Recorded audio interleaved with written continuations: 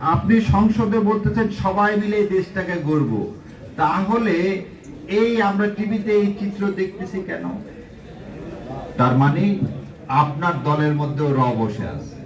যখন 5ই আগস্ট সেদিন হাঁটতে হাঁটতে গণভবনে ঢুকেছিলাম একটা বিরাট আশা নিয়ে, আমার 10 বছরের ছেলেকে নিয়ে। ওকে বললাম আজকে দেশ স্বাধীন হয়েছে। ও আমাকে জিজ্ঞাসা করছে তাহলে তার কোনো লোক মারা যাবে না? না বাবা। বললাম না। কোনো লোক অন্ধ হবে না? আমি বলছিলাম না। আজকে এখানে দাঁড়ায় মনে হচ্ছে সেদিন আমি আমার ছেলেকে যে প্রতিশ্রুতি দিয়েছিলাম তা মিথ্যা।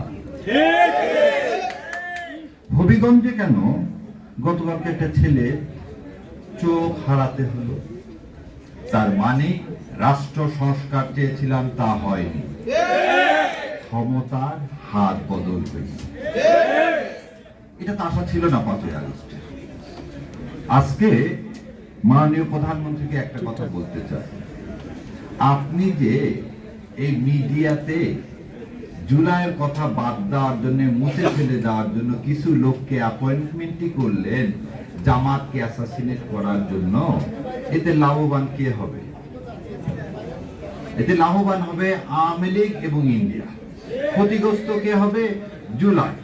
তাহলে আপনি যদি জুলাইকে অন করেন, আপনি সংসদে বলতেছেন সবাই মিলে দেশটাকে গড়ব, তাহলে এই আমরা টিভিতে এই চিত্র দেখতেছি কেন? তার মানে আপনার দলের মধ্যেও র বসে আছে। আপনার দলের মধ্যেও র বসে আছে। তবে আপনাদের জন্য, আপনারা যারা রক্ত দিয়েছেন, এদের স্বাধীন করছেন, তাদের একটা প্রাপ্তি আছে। সেই প্রাপ্তি হচ্ছে আজ 55 বছরে ইন্ডিয়া কোনোদিন বাংলাদেশের কোন রাজনৈতিক দলকে ভয় পায়নি। এবং ইন্ডিয়া কোনোদিন ভাবেনি যে এদেশের স্বাধীনতা সার্বভৌমত্ব রক্ষায় কোন রাজনৈতিক দল এগিয়ে আসবে। আজকে ভারতের পররাষ্ট্র মন্ত্রণালয় বলে যে জামাতে ইসলাম ইন্ডিয়াতে কি করাইছে? আন্দোলন করাইছে। তাহলে এ থেকে প্রমাণ হয় এদেশের স্বাধীনতা সার্বভৌমত্ব যদি কেউ রক্ষা করতে পারে, সেটাই বাংলাদেশ জামাতে ইসলামী এবং আমাদের আমির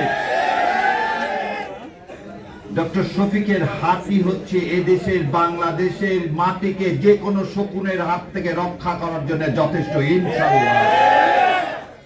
আর আমি বিশ্বাস করি এই দেশে ওনার কথাতেই বলতে ধানায় পানায় না, বিএনপির এই জুলাই সনদ বাস্তবায়ন না করে, বিচার না করে কোনো উপায় নেই। কিন্তু বিএনপি কি আওয়ামী লীগের মতো পরিণতি ভোগ করবে কিনা, এটা বিএনপির আজকে সিদ্ধান্ত নিতে হবে। আজকে 2 বছর পরও আমরা আর কোনো বিচারের নামে তালবাহানা দেখতে চাই না। জুলাই শহীদদের সাথে কোনো অপমান অপদস্থ কোথাও আমার জুলাইয়ের এক মা, এই কান্নার পানিকে আপনি প্রধানমন্ত্রী শুনতে পান না? আজ এতদিন পর বের হলো, কি বের হলো? সাতক্ষীরায় জামাতের নেতাদের ঘর বাড়ি ওপার থেকে ইন্ডিয়ান সৈন্যরা এসে ভেঙে চুরে চুরমার করে দিয়ে গেছে।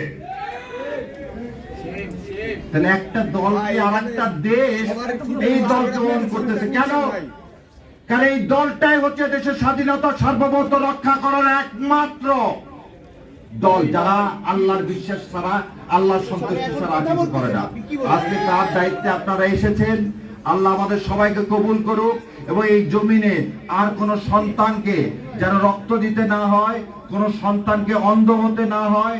আওয়ামী লীগের কোন প্রেতাত্মার এই দেশে কোনো জায়গা নেই, এই পরিষ্কার কথাটা মাননীয় প্রধানমন্ত্রী বুঝবেন, নাহলে আপনার পরিণতিও ওই একই রকম হবে।